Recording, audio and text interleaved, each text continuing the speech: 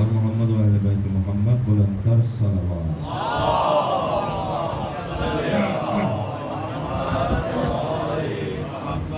ماشاءاللہ لا قوة الا باللہ العلی العظیم. اعوذ باللہ السمیع العلیم من الشیطان اللعین الرجیم. بسم اللہ الرحمن الرحیم. الحمد للہ الذی ہدانا بہذا وما كنا لنهتدي لولا ان هدانا الله. لقد جاءت رسل ربنا بالحق.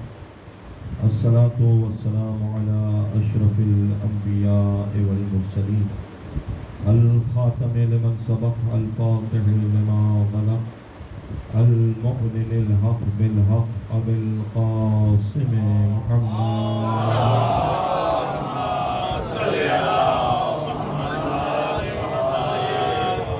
وآلہ الطیبین الطاہرین المعصومین المنتجبین المنتخبین الذین قال اللہ تبارک وتعالی فی شأنہم انما يريد الله ليذهب عنكم الرجس اهل البيت ويطهركم تطهيرا.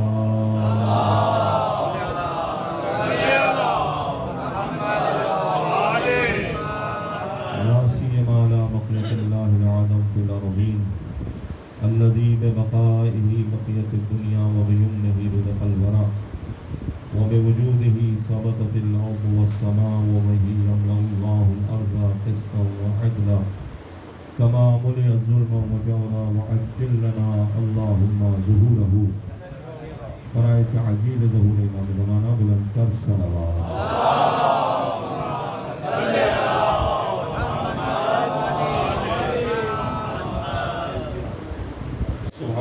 سلام اللہ علی محبیہ ولعنۃ اللہ علی اعدائہ من یوم عداوتہم الی قیام یوم الدین. اما بعد فقد قال الحکیم فی کتابہ الکریم قولہ الحق صدق اللہ وحسن ما یقول. بسم اللہ الرحمن الرحیم. ویقول الذین کفروا لست مرسلا قل کفی باللہ شہیدا بینی وبینکم ومن عنده علم الكتاب. صلوات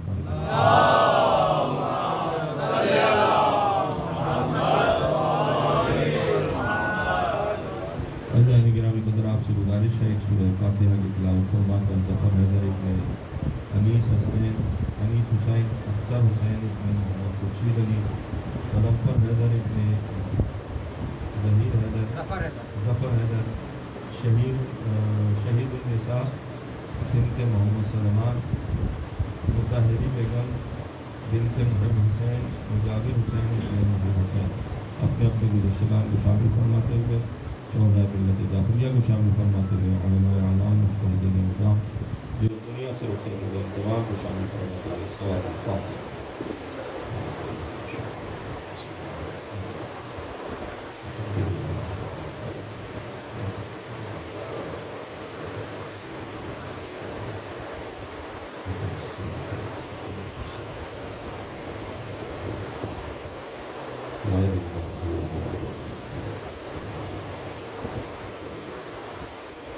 اور امید کے بلندی درجات کے لیے بلند تر صلوات.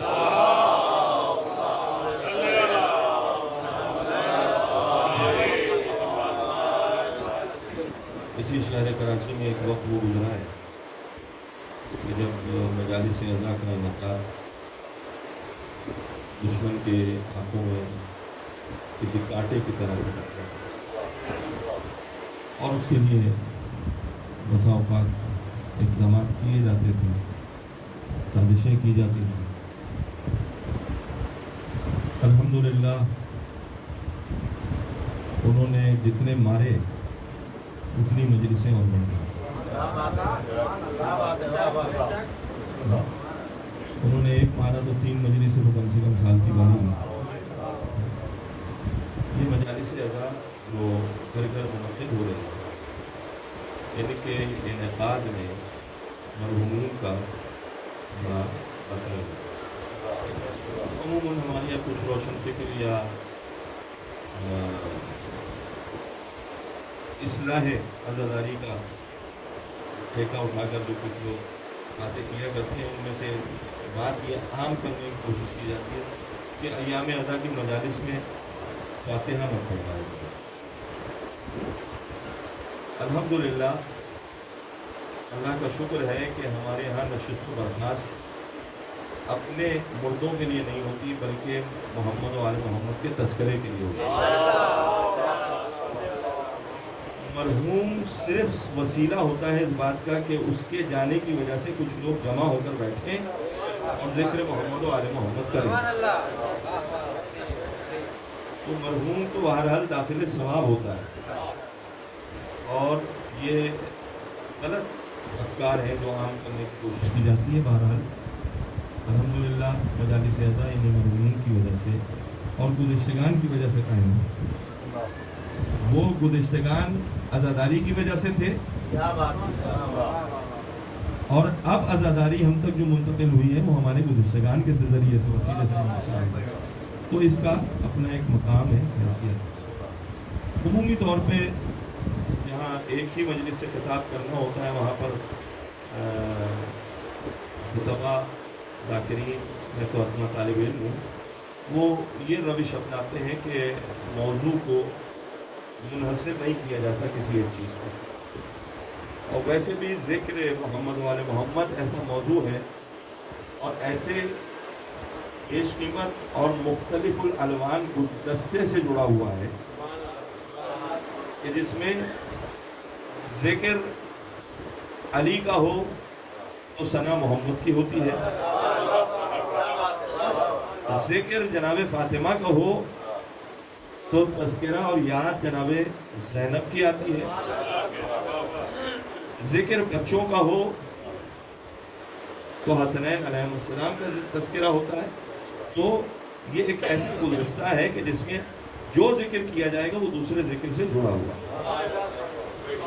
और ये बात मैं अपनी तरफ से नहीं कह रहा, खुदा का शुक्र है कि नबी मुकर्रम ने मुझ जैसे कम इल्म और बेबदाअत तालिब इल्मों के लिए एक हदीस इरशाद फरमा दी है कि अव्वलुना मोहम्मद व औसतुना मोहम्मद व आखिरुना मोहम्मद व कुल्लुना मोहम्मद।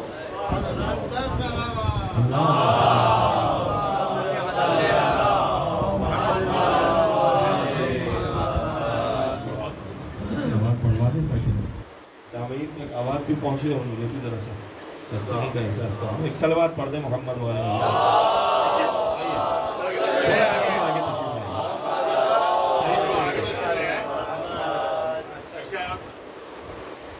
एक और सलवात पढ़े मोहम्मद।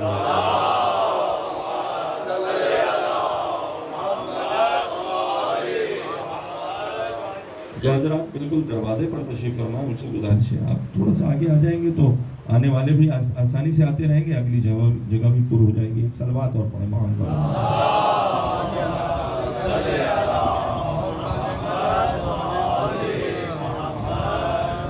जैसे मैं और आप गुलदस्ता खरीदते हैं कहीं से, तो उस गुलदस्ते में सुर्ख फूल भी होते हैं, जर्द फूल भी होते हैं, सफ़ेद फूल भी होते हैं, सब मिलते हैं तो गुलदस्ता कहलाता है। गुलदस्ते अहले बैत का मेयार ये है कि इस गुलदस्ते में रंग नाम के लिहाज से मुख्तलिफ नज़र आएंगे, लेकिन इन फूलों की खुशबू एक जैसी है, इनकी तरावत एक जैसी है, इनके रंग बज़ाहिर मुख्तलिफ नज़र आए, लेकिन ये रंग कहीं सुर्ख होगा, कहीं सब्ज़ होगा, कहीं जर्द होगा। देखिए ये रंगों से भी ताल्लुक़ बड़ा गहरा है, ये रंगों से ताल्लुक़ बड़ा गहरा है।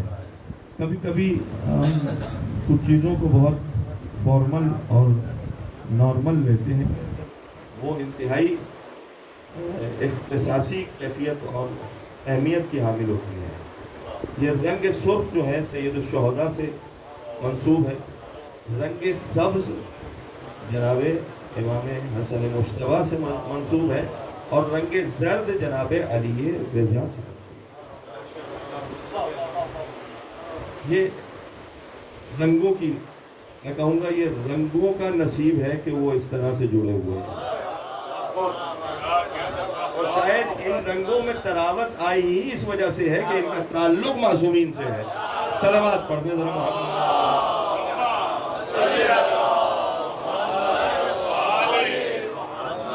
میں تیزی سے اپنی بات اپنے سننے والوں کی خدمت میں عرض کروں. اور یہ سننے والوں کا لفظ بھی میں اس دن عمران صاحب کے مجلس میں بھی کہہ رہا تھا، یہ لفظ بھی ہم لوگوں کا غلط استعمال ہے مجلس کے لیے. یہاں کوئی سننے والا نہیں ہے، سب ذاکر ہیں، سب ذاکر ہیں. یعنی ضروری نہیں ہے کہ ذاکر ممبر پہ آ کر بیٹھے تو ذکر کرے گا. ذکر کہتے ہیں یادداشت کو، اور ہماری یادداشت کھوئی نہیں ہے. اللہ کا شکر ہے کہ ہم فرش ادا پر بیٹھے ہوں تب ذاکر ہیں، ممبر پر بیٹھے ہوں تب ذاکر ہیں، سلام پڑھیں تب ذاکر ہیں، حدیث قصہ پڑھیں تب ذاکر ہیں. تو دیکھیے یہاں جتنے بھی عزادار تشریف فرما ہیں ان سب نے اس آیت کو بہت مرتبہ سنا ہوا. کوئی نئی بات نہ ہو لیکن انداز شاید نیا ہو. وَيَقُولُ الَّذِينَ كَفَرُوا لَسْتَ مُرْسَلًا. وہ اہل کفر، کافر، جو آپ کو یہ کہتے ہیں کہ آپ اللہ کے بھیجے ہوئے پیغمبر نہیں ہیں، رسول نہیں ہیں، ان سے کہہ دیجئے قُلْ كَفَى بِاللَّهِ شَهِيدًا. ان سے کہہ دیجئے کہ میری رسالت کی گواہی کے لیے ایک اللہ کافی ہے.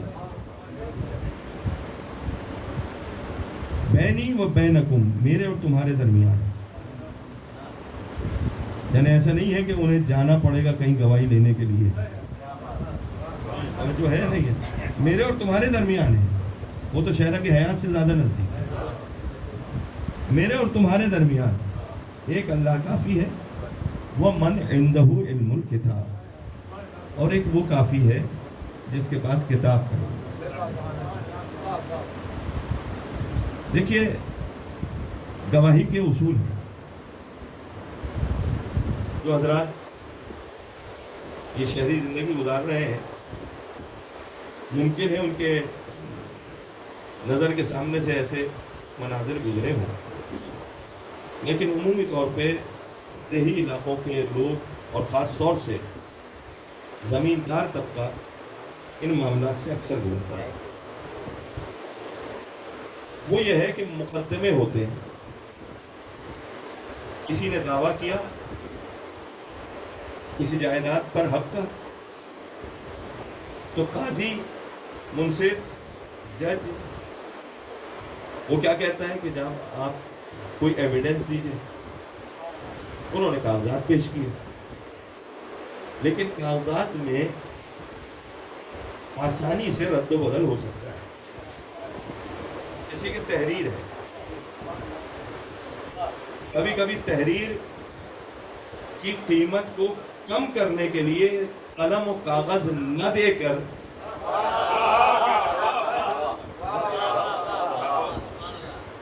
یہ اعتراض کیا جاتا ہے، یہ الزام دیا جاتا ہے کہ اسے الزام سے کمتر کوئی گناہ نہیں سمجھتا. اور الزام ایسا گناہ ہے کہ جسے قرآن مجید میں مذموم قرار دیا گیا ہے. ظن سوء، یہ کہہ کر سورہ مبارکہ حجرات میں اس کو مذموم قرار دیا ہے. رسول پر الزام یہ لگایا کہ یہ حالت بیماری میں ہے اور جو کچھ کہہ رہے ہیں وہ اپنے اختیار سے نہیں کہہ رہے. لیکن میں ادب ممبر کا لحاظ رکھتے ہوئے کہہ رہا ہوں، میرا لفظ تو بہت سنگین استعمال ہوا تھا، لفظ تو بڑا سنگین تھا. میں اپنے سننے والوں کی خدمت میں عرض کروں کہ جناب ابراہیم کا امتحان لیا گیا اور آپ کو آتش نمرود میں ڈالا گیا. جس وقت آتش نمرود میں ڈالا جا رہا تھا تو جس وسیلے سے، جس آلے کے ذریعے سے ڈالا جا رہا تھا وہ تھی منجنیق. منجنیق کو اس وقت ظاہراً آپ مشاہدہ نہیں کر سکتے، اس کی ایک شباہت رکھتی ہے توپ. اس میں گولہ ڈالا جاتا ہے، وہ گولے کو فورس کے ذریعے سے وہاں تک پہنچایا جاتا ہے جہاں تک عام ہتھیار नहीं पहुंच सकता। आग थी, आसमान से बातें करती है, हरारत इतनी कि करीब नहीं जाया जा सकता, और जलाई गई है इब्राहिम को डालने के लिए। तो इब्राहिम को डाला कैसे जाए? मिंजनीक के जरिए से। अब इस मिंजनीक में, जिसमें एक झोला होता है, उसमें फोर्स पैदा करने के लिए उस झोले में उस चीज को जिसे फेंकना मकसूद है उसे घुमाया जाता है। आप शहरी जिंदगी में हैं, प्ले लैंड वगैरह गए वो होंगे, झूलने के बाद इंसान की कैफियत क्या होती है? उस वक्त में, जिस वक्त में चक्कर लग रहा है, उस वक्त में तो कोई बात ही नहीं कर सकता, सोचना समझना तो दूर की बात, उसे सिवाय इसके कोई और ख्याल नहीं होता कि किस तरह आफियत से वो इस जगह से नीचे उतर आए, है या नहीं? आप उस वक्त में उससे कोई भी बात करें वो जवाब नहीं देगा, इसलिए कि उसकी हवास ही बाहर नहीं। ऐसे ही मिंजनीक में डालकर जब इब्राहिम को फेंका जा रहा था तो कुछ चक्कर दिए गए ताकि फोर्स पैदा हो और जहां तक फेंकना मकसूद है वहां तक जा सके। उसी वक्त में जिब्राइल ने देखा कि अब कोई चारा नहीं है, इब्राहिम को आग में डाला जा रहा है, तो परवरदिगार आलम से इजाजत ली, परवरदिगार इजाजत दे तेरे दोस्त की मदद के लिए जाऊं। नहीं है, खलीलुल्लाह की मदद के लिए जाऊं। जिब्राइल को इजाजत मिली। अब जो मेराज के सफर को इतनी तेजी से कर चुका हो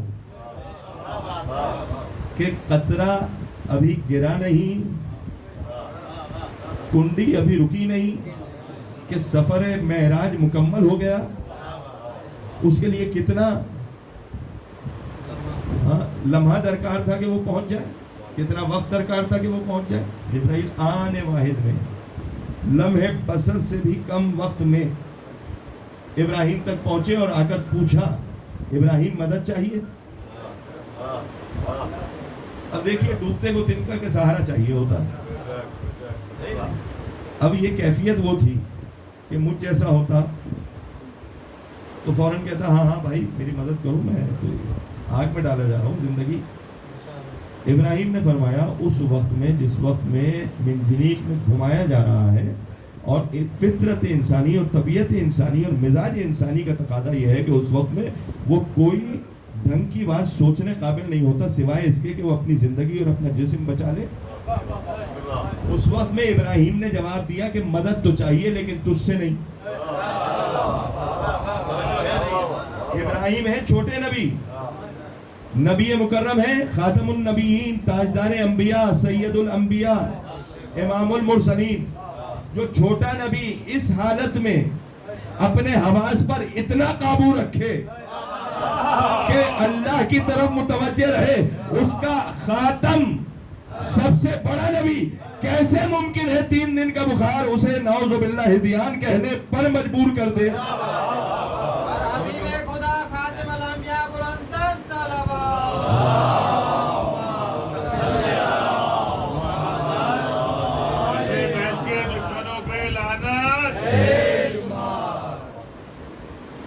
तो मुकद्दमा गवाही मांगता है, दावा गवाही मांगता है, एविडेंस गवाही मांगता है, यानी दावा एविडेंस मांगता है।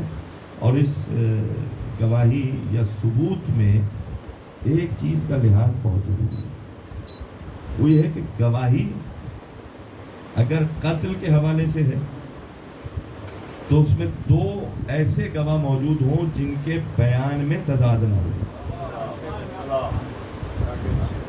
गौर फरमाइएगा, पूरी आयत पर तो मैं गुफ्तगू नहीं कर पाऊंगा, लेकिन चूंकि मसला है गवाही का, तो अगर गवाही साबित हो जाए कि गवाही क्या है तो फिर गवाह भी पहचाने जाएंगे। तवज्जो है नहीं?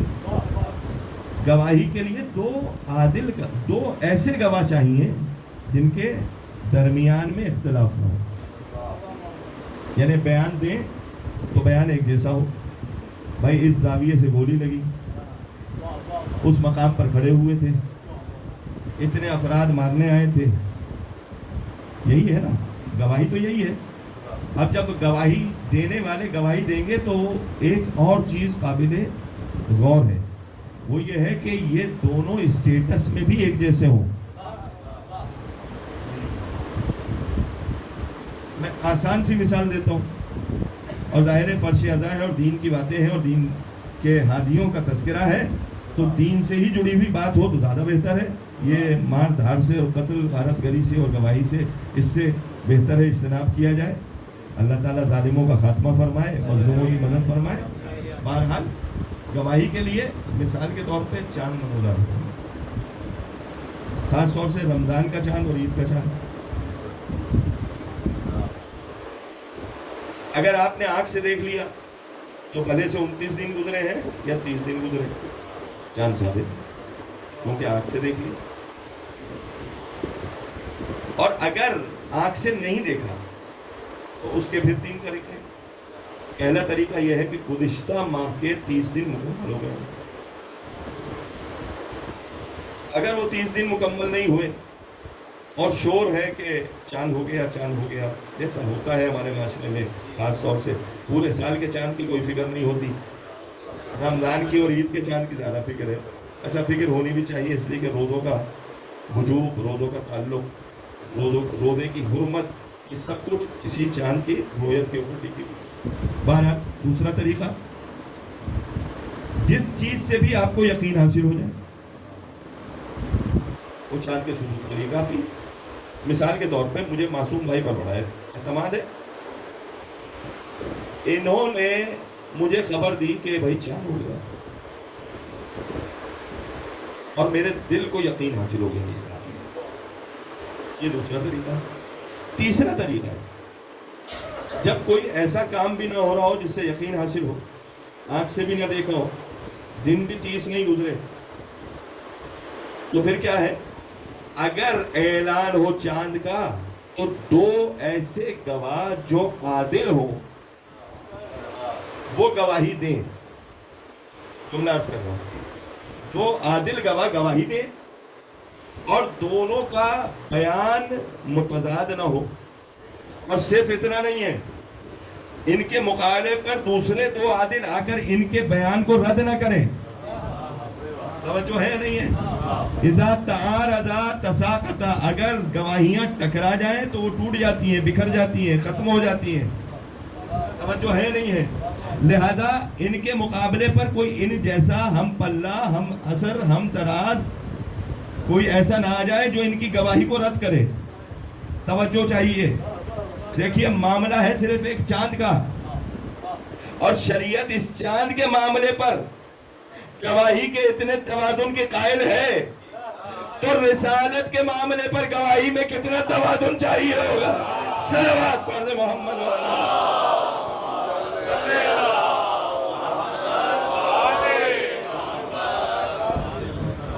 کتنے توازن کی ضرورت ہوگی. اب اس توازن کا اندازہ لگائیے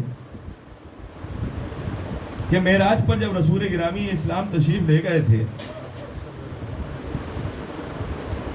تو اللہ تو جسم و جسمانیت سے مبرہ ہے.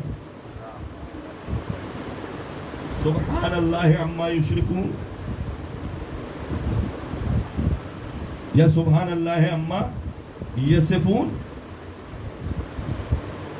اس چیز سے پاک و پاکیزہ ہے جس سے بعض معاندین دشمنان خدا کو متصف کرتے ہیں. وہ جسم سے مبرہ ہے، وہ عالم تجرد میں ہے، نہ وہ جسم کا محتاج ہے نہ روح کا محتاج. وہ ہمارے اور آپ کی طرح عالم امکان میں نہیں ہے، عالم وجود میں. وہ تھا، زمانہ نہیں تھا. وہ ہے جب زمانہ ہے، وہ ہوگا جب زمانہ نہیں رہے گا. وہ محتاج زمانہ بھی نہیں ہے. توجہ چاہتے. جب معراج پر تشریف لے گئے جناب رسول خدا تو کس مقصد کے لیے بلایا تھا؟ ملاقات کے لیے.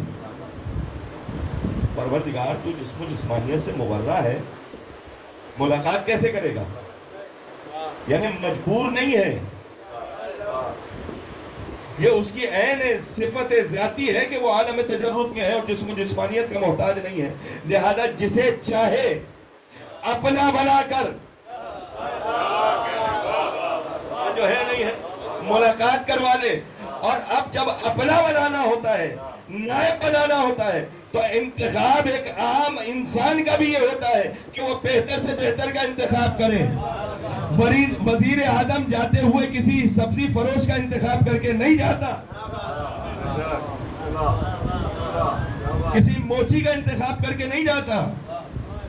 نہیں جناب, وہ تو کسی ڈاکٹر کا انتخاب کر کے نہیں جاتا, وہ کسی انجینئر کا انتخاب کر کے نہیں جاتا.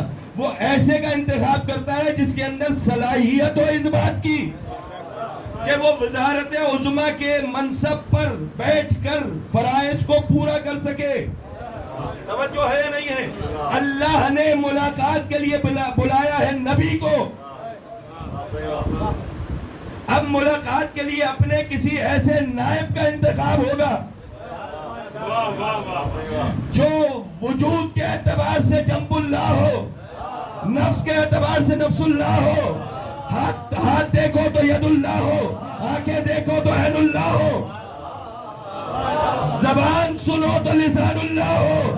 اسی کا انتخاب بتا رہا ہے کہ اگر رسول کے بعد روح زمین پر کوئی ایسا ہے جو نیابت الہی کر سکتا ہے تو وہ سوائے علی مرتضیٰ کے کوئی اور نہیں.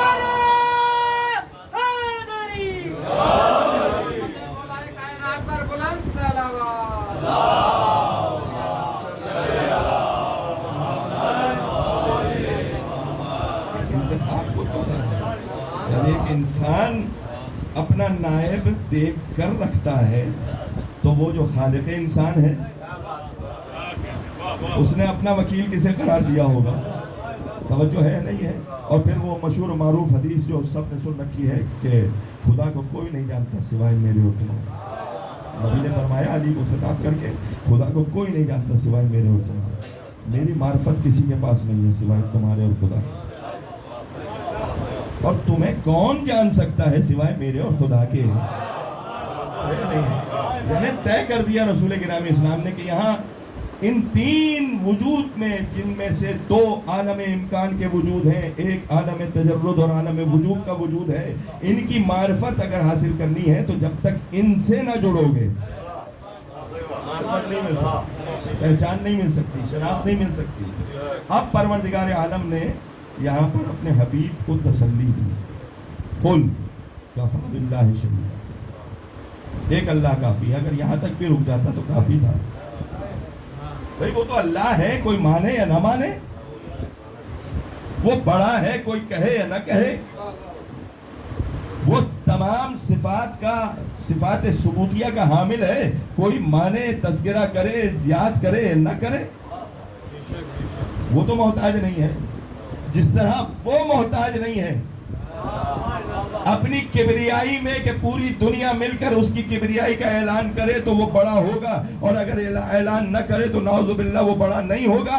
جس طرح وہ محتاج نہیں ہے ویسے ہی اس کے بھیجے ہوئے نمائندے بھی محتاج نہیں ہے. پوری دنیا مل کر رسول کو نوری مانے تب وہ نوری ہے, سب انکار کر دے تب وہ نوری ہے.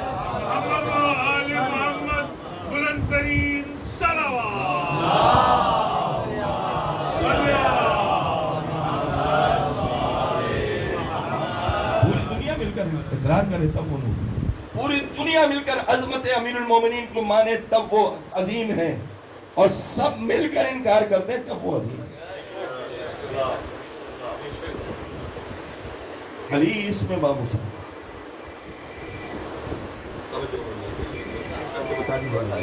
صلوات پڑھ دیں.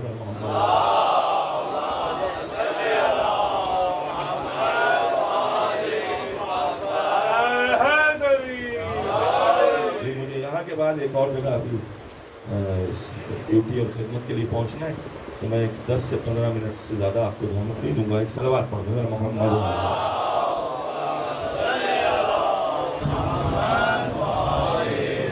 بات اگر پہنچ رہی ہے تو اللہ نے اگر یہ کہہ دیا ہوتا کہ میں گواہی کے لیے کافی ہوں تو کسی کو اعتراض تھا, لیکن گواہی کا نظام قائم ہو رہا ہے, اور نظام بھی ایسا ہے کہ جس نظام سے ٹکرانے کے لیے کوئی اور ہے نہیں. ایک اللہ اور ایک وہ جس کے پاس کتاب. اب یہاں پر ترجمہ معمولاً قرآن مجید فرقان حمید میں یہ لکھا ہوا ہے، جہاں مترجم قرآن آپ اٹھا کر دیکھیں گے کہ ایک اللہ کافی اور ایک وہ کافی ہے جس کے پاس کتاب کا علم ہے۔ لیکن میں اپنے محترم عزاداروں کی خدمت میں عرض کروں کہ کتاب اگر نکرہ ہو، یعنی معرفہ نہ ہو، اب اردو ادب جنہوں نے پڑھا ہوا ہے وہ جانتے ہیں نکرہ اور معرفہ کے فرق کو۔ کتاب اگر نکرہ ہو تو پہچانا نہیں جائے گا کس کتاب کا علم۔ اس لیے عربی میں قاعدہ یہ ہے کہ نکرہ کو معرفہ بنانے کے لیے الف و لام داخل کیا جاتا ہے۔ توجہ ہے، خود اس الف و لام کے دو تین کام ہیں۔ ایک نکرہ کو معرفہ کرتی ہے، دوسرے یہ کہ اس جنس کے جتنے افراد ہیں انہیں شامل کر لیتی ہے۔ توجہ ہے نہیں ہے؟ اب میں جملہ سینکڑوں مجلسیں سنے ہوئے مجمع کے سامنے عرض کر رہا ہوں کہ ایک کام ہے معرفہ کرنا۔ اس کا مطلب یہ ہے کہ جب الف لام داخل ہو گیا تو اس کتاب سے مراد ہر کتاب نہیں ہے، بلکہ وہ کتاب ہے جو اللہ نے بھیجی۔ اور الف لام کا کام ہے استغراق جنسی، اس جنس کے جتنے افراد ہیں ان کو اپنے اندر شامل کر لینا۔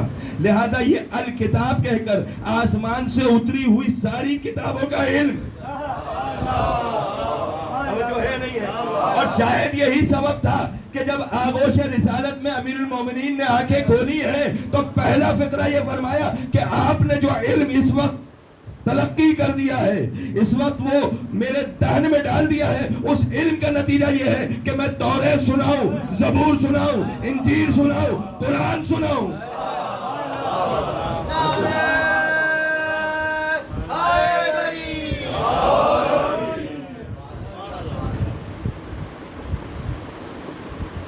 تو اب یہ فضیلت کا نقطہ ہے، عظمت کا نقطہ ہے، جس کے لیے وہ محتاج نہیں ہے۔ اللہ نے گواہی میں اپنے ساتھ علی کو رکھا۔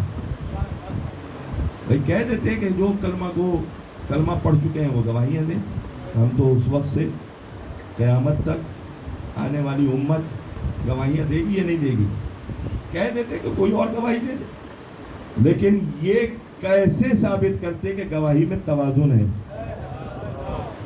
تو توازن کے لیے کم سے کم عالم الغیب کے ساتھ ایسا گواہی دے جو اس کی کتاب پر علم بھی رکھتا ہو، اور دوسرے جاہل اس کے مقابلے پر آ کر رد نہ کر سکے۔ اس کا مطلب یہ ہے کہ کافروں نے رد کیا رسالت کو، اللہ اور اللہ کے وکیل نے گواہی دی رسالت کی۔ اب کسی کی جرأت نہیں ہے کہ رسول کے مقابلے پر کھڑا ہو سکے۔ ہاں، ان کی صفات کے مقابلے پر کھڑا ہونا شروع ہوئے، اور اسی طرح ہر زمانے کے ہادی کے ساتھ رہا۔ بس میں نے سمیٹ دیا بات کو۔ ظاہر ہے مجھے دوسری جگہ عزاداری کے لیے پہنچنا ہے، اور یہ عزاداری اس عزاداری سے جڑی ہوئی ہے۔ تو صاحب خانہ سے بھی گزارش کروں گا کہ میری اس عجلت کو کسی غلط فہمی میں اور اس میں نہ لیا جائے۔ ظاہراً عزاداری ہے، یہاں سے بھی وہاں پہنچنا ضروری ہے۔ ایک صلوات پڑھ دیں۔ یہ آیت جسے میں نے تلاوت کیا ہے، بس آخری نقطہ اور وقت مسائل کے لیے جاؤں۔ یہ آیت جسے میں نے تلاوت کیا آپ کے سامنے، یہ آیت جہاں شہادت رسالت کی آیت ہے، وہاں پر مولا کائنات امیر مومنین جناب علی ابن ابی طالب علیہ السلام کی نگاہ میں ان کی فضیلت اور عظمت کے لیے قرآن مجید کی ایسی گواہی ہے کہ اس علی نے، جس علی نے کعبے میں ولادت کے بعد، آغوش رسول میں سعادت کے بعد، لعاب رسول کی غذا کے بعد، دعوی علم کے بعد، کلہ اشدر کو چیرنے کے بعد،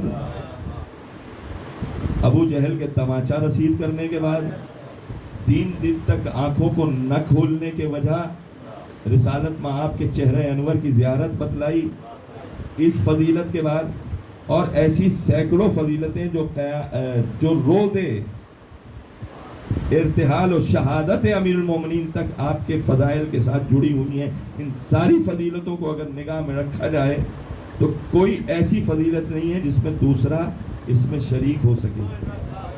توجہ ہے نہیں ہے بھائی؟ آدم و مندونہو تا قیام قیامت سوائے علی کے کوئی کعبے میں ولادت کا شرف نہیں رکھتا. توجہ ہے نہیں ہے؟ مسجد میں شہادتیں بہت ہوئی ہیں لیکن کعبے میں ولادت کسی کی نہیں ہوئی. تو یہ ایسی فضیلت تھی جس کے اوپر امیر المومنین زندگی بھر فخر کرتے. بلکہ صاحب فضیلت ہیں امیر المومنین اتنے کہ آپ کے پاس موجود فضائل میں سے کوئی ایک فضیلت اگر کسی صحابی کو مل جاتی تو وہ پوری زندگی کے لیے کافی تھی. کہتے رہے، رشک کرتے رہے، حسرت کرتے رہے کہ کاش ان فضیلتوں میں سے کوئی ایک فضیلت میرے ساتھ ہوتی، تا قیامت میرے لیے کافی تھی. اور اتنا ہی نہیں ہے، وہ فضیلتیں تو دور کی بات ہیں، ان کے گھر سے اگر کوئی بچہ تحریر لکھ کر دے دے تو قبر میں نہیں بلکہ آخرت کی گارنٹی اور ضمانت کے طور پہ ساتھ لے جانے کو تیار ہے. مجھے سمجھ میں نہیں آتا وہ امت جو ان کے کہنے پر دین مان رہی ہے وہ یہ گواہیاں کیوں نہیں لیتی کہ بھئی انہی کے بڑے تو کہہ کر گئے. اور خدا کی قسم دنیا نے دیکھا کہ ہر زمانہ، ہر دور کا محمد اپنے وقت کا ایسا صاحب منبر تھا کہ جس کے مقابلے پر کوئی آ کر ٹک نہیں سکتا. سمیٹ لیا میں نے. میرا امام ہشتم مولا امام رضا علیہ السلام جن کا مطلب سامن الحجج، 8ویں حجت. کیسے خلیفہ وقت نے چاہا کہ آل رسول کو نعوذ باللہ ان کی حیثیت کو، ان کے مقام کو گرایا جائے، ان کی تذلیل کی جائے، لیکن اللہ کا خاص انتظام. مدینے سے بلوایا تھا مشہد، مرو، خراسان، لیکن اللہ کا انتظام یہ ہے کہ جب لوگوں کو خبر ہو گئی تو 3000 سے زیادہ علماء استقبال امام رضا کے لیے جمع ہوئے. جتنے کبھی دربار میں جمع نہ ہوئے اتنے وہاں پر پہنچ کر بتا رہے ہیں کہ آل رسول کی حکومت اور ہے، تمہاری حکومت اور ہے. مولا امام رضا کو مختلف حوالوں سے آل رسول کو بدنام کرنے کے لیے خلیفہ وقت نے مختلف ہتھ کنڈے استعمال کیے. ان میں سے ایک مشہور و معروف ہے جو آپ نے سنا ہوا ہے. دربار میں بلا کر کہا کہ آپ کا اختیار کیا ہے؟ اگر آپ اپنے آپ کو خدا کا نمائندہ کہتے ہیں، فلاں تو یہ کر سکتا ہے، فلاں یہ کر سکتا ہے، فلاں یہ کر سکتا ہے. سینکڑوں چہرے وہاں پر مختلف المذاہب وہاں پر موجود تھے کہ اس کے اختیار میں یہ ہے، اس کے اختیار میں، آپ کے اختیار میں کیا؟ تعلیم تھا، تعلیم کی طرف اشارہ کیا کہ ہمارے اختیار کو جاننا چاہتے ہو. یہ جو تصویر ہے نا، یہ جو عکس ہے، اسے ہم مجسم کر سکتے ہیں. کر کے بتایا. توجہ ہے نا بھائی؟ یہ اسی کی تو اولاد میں سے ہے کہ جس نے صرف اتنا کہا تھا کہ اے دشمن خدا تو یہاں کیوں کھڑی ہے؟ تو جو کھڑا ہوا تھا وہ کھڑی رہ گئی. اسی کے تو بیٹے ہیں. یہ ارادہ تکوینی کے حامل ہیں، یہ ولایت تکوینی کے حامل ہیں. ان کا وجود معمولی وجود ہے.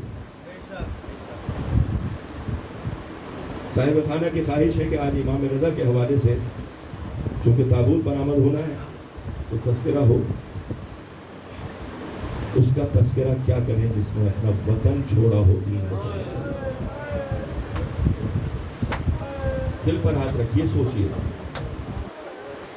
جب کسی مقصد کے لیے وطن چھوڑنا پڑتا ہے تو دل میں ان کی کیا کیفیت ہے.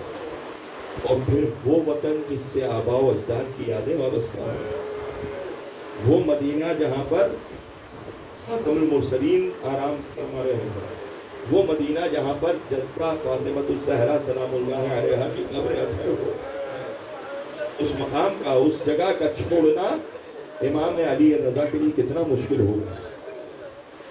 عزیزوں، بہت آسان ہوتا ہے، ہم جاتے ہیں مشہد مقدس زیارت کے لیے، وہ بہترین مزار، وہ بہترین حرم ہماری نگاہوں کے سامنے آتا ہے، وہ بادشاہ کا مزار نظر آتا ہے جس بادشاہ نے پوری دنیا پر حکومت کی ہے، اپنی قربانی دی۔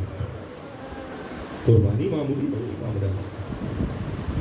امام ہشتم نے جب ولی عہدی کی دعوت دی گئی تو امام ہشتم نے اپنے بچوں کو چھوڑا، اپنی ہمشیرہ کو چھوڑا۔ دو بہن بھائی بہت تاریخ کے اہم کردار ہیں، ایک حسین و زینب، ایک علی رضا و معصومہ اہل بیت۔ اجرکم اللہ۔ یہ وہ بہن ہے، زینب وہ بہن ہے جو بھائی کے ساتھ آئی تھی، بھائی کو مدینے سے کربلا تک ساتھ رہی تھی، اور کربلا میں جب بھائی اپنی گردن دے کر دین اسلام پر اور اپنے جد رسول خدا کے دین کی بقا کے لیے قربانی دے کر آگے بڑھ گیا، اور شہادت کے بعد نوک نیزہ پر، فراز نیزہ پر سر حسین بلند ہو گیا، تو اب یہاں سے زینب کا کردار شروع ہوا تھا، اور کوئی ایک مقام نہیں تھا، کوفے کا بازار تھا، کوفے کا دربار تھا، کوفے کا دروازہ تھا، شام کا بازار تھا، شام کا دربار تھا، دربار کا دروازہ تھا۔ 16 پہر اس شہزادی کو، جس شہزادی کو سورج نے نہ دیکھا تھا، 16 پہر پسے گردن سے ہاتھ بندھے ہوئے ایک رسن میں بستا اس شہزادی کو دیکھا تھا۔ اللہ اکبر۔ میں کیا کہہ سکتا ہوں اس بہن کے لیے جو بھائی کی محبت میں اتنی مجبور ہوئی کہ مدینہ چھوڑ کر ایک مرتبہ سفر کرتی ہوئی مشہد کی طرف آ رہی تھی، راستے میں قم کی سرزمین پر پہنچی، دیکھا سارا قم سیاہ پوش ہے، سیاہ چادریں لگا دی گئی ہے، سیاہ پرچم لگا دیے گئے ہیں، اور ماتم و گریہ و آہداری ہو رہی ہے۔ ایک مرتبہ شہزادی نے پوچھا کہ اے قم والو، ابھی تو ایام عزا بھی نہیں ہے، ابھی تو محرم اور عزاداری بھی نہیں ہے، ارے یہ تمہاری عزاداری کا سبب کیا ہے؟ کہا بی بی کیا پوچھتی ہے، ہمارے امام علی رضا کو مشہد میں زہر دے کر شہید کر دیا۔ اس وقت شہید کیا گیا، زہر دیا گیا، میرا مولا امام رضا اس مقام پر ایک مرتبہ اپنے چاہنے والے کو، خواجہ ابوالسلط کو ایک کہہ کر نکلے تھے کہ محسوس یہ ہوتا ہے کہ آج تیرے مولا کا آخری دن ہے۔ ایک مرتبہ خواجہ ابوالسلط اس تکلیف کے عالم میں اپنے ہاتھوں کو ملتے ہوئے انتظار کر رہے مولا کا، یک بارگی آتے ہوئے مولا کو دیکھا، چہرے پر کرب کے آثار تھے، درد کی کیفیت تھی، ظاہر ہے کہ زہر نے اپنا اثر کر دیا، چہرہ درد ہونا شروع ہو گیا۔ ایک مرتبہ میں مولا امام رضا نے خواجہ ابوالسلط سے کہا کہ محسوس یہ ہوتا ہے کہ اب تیرا مولا بہت دیر یہاں نہیں رہے گا، اور دیکھو میں حجرے میں جا رہا ہوں، میری تسبیح کی آواز آتی رہے تو محسوس کرنا میں زندہ ہوں، اور اگر تسبیح کی آواز نہ رہے تو میرے بچوں تک یہ خبر پہنچا۔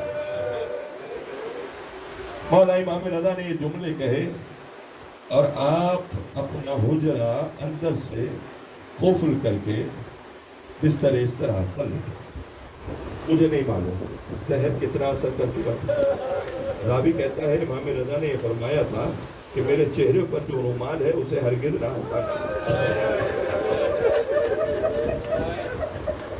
کہیں ایسا نہ ہو میرا چہرہ دیکھ کر میرا بیٹا محمد تقی پریشان ہو جائے۔ میں کہوں گا مولا آئیے مل کر سلام کرتے ہیں کربلا کے سید سجاد پر، اس بیٹے کی جرأت کو سلام، اس کی ہمت کو سلام کہ اسے اپنے بابا کے لاشے کے پاس جب لایا گیا تو پابند سلاسل تھا. ارے یہ موقع نہیں تھا کہ وہ اپنے باپ کو کفن دے سکتا. اللہ جانے کس حسرت سے گیا ہوگا. ایک مرتبہ جب امام محمد تقی کو خبر ہوئی تو بالکل اسی طریقے سے جس طرح سے سید سجاد ارے سر بریدہ لاشے کو دفنانے کے لیے آئے تھے نا, بالکل اسی انداز سے مدینے سے ایک مرتبہ مرو پہنچے, خراسان پہنچے. اب خواجہ عباس حضرت کہتے ہیں کہ جب تسبیح کی آواز رکی اور میں نے حجرے کی طرف پڑھ کر چاہا کہ حجرے کا دروازہ کھولوں تو حجرہ مقفل تھا, مگر مجھے ایسا محسوس ہوا اندر سے کسی کے بولنے کی آواز آ رہی ہے. میں نے دروازہ کھولا, ایک مرتبہ دیکھا امام رضا کے فرزند امام محمد تقی اپنے بابا کے لاشے کے پاس کھڑے ہیں اور فریاد کر رہے ہیں, واہ محمدہ, واہ علیہ, واہ حسینہ. یہ فریاد بتا رہی ہے کہ اب مولا امام رضا اس دنیا میں نہ رہے, پردہ فرما گئے. ایک مرتبہ میرے مولا امام محمد تقی نے ایک بار غسل و کفن دیا. ارے جنازہ تیار کیا گیا, شہر کے معززین نے جنازے میں شرکت کی. میں کہوں گا میرے مولا آپ کا جنازہ اٹھانے کے لیے بیٹا موجود ہے, معززین شہر موجود ہے. ارے آئے کربلا دیکھے میرا سید سجاد جب اپنے بابا کے لاشے کو دفنانے آیا. ارے کوئی نہ تھا سوائے چند ضعیف بوڑھوں کے جو سید سجاد کے ساتھ ان کے بابا سیعلم الذین ظلموا ایام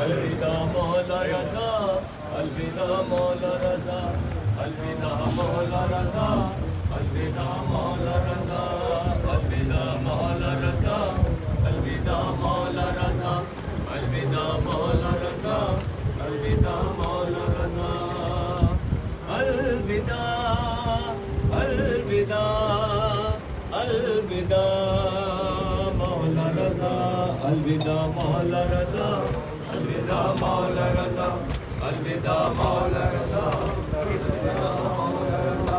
محو ماتم ہے زمانے میں سبھی اہل عزا, شور گریا سے لرزتی ہے خراساں کی ہوا. مرقد احمد مرسل میں ہے کوہرام بپا, شہر اغیار سے رخصت ہوئے تنہا مولا. ہل گئی قبر نبی بچ گیا فرش عزا, ہل گئی قبر نبی بچ گیا فرش عزا. الوداع, الوداع, الوداع مولا رضا, الوداع, الوداع, الوداع مولا رضا. آئے بغداد سے اٹھتی ہوئی گریا کی صدا, تم ایک خستہ جگر بہن ہے مصروف بکا. اٹھ رہا ہے حرم پاک سے شور گریا, چل دیے آنسوئے عرش غریب الغربا. چار جانب ہے شقی اور تنہا ہے رضا, چار جانب ہے شقی اور تنہا ہے رضا. الوداع, الوداع, الوداع مولا رضا, الوداع, الوداع, الوداع مولا رضا. مثل شبیر مدینہ سے چلے مولا رضا, ہائے بابا سے ہوئے سید جواد جدا. دیر تک خون رلاتی رہی بہنوں کی صدا لے چلے گھیر کے بھائی تو سوئے شہر جفا عرش پر آہو بکا فرش پر شور ازا عرش پر آہو بکا فرش پر شور ازا الوداع الوداع الوداع مولا رضا الوداع الوداع الوداع مولا رضا اٹھ رہی ہے سر دربار صدائے مولا بٹ رہی ہے شب ظلمت میں سلونی کی عطا دے چکے مجمع اغیار میں پیغام خدا اٹھ گیا شہر ستمگار سے تابوت رضا ہو گیا آج جدا خلق سے نور خدا ہو گیا آج جدا خلق سے نور خدا الوداع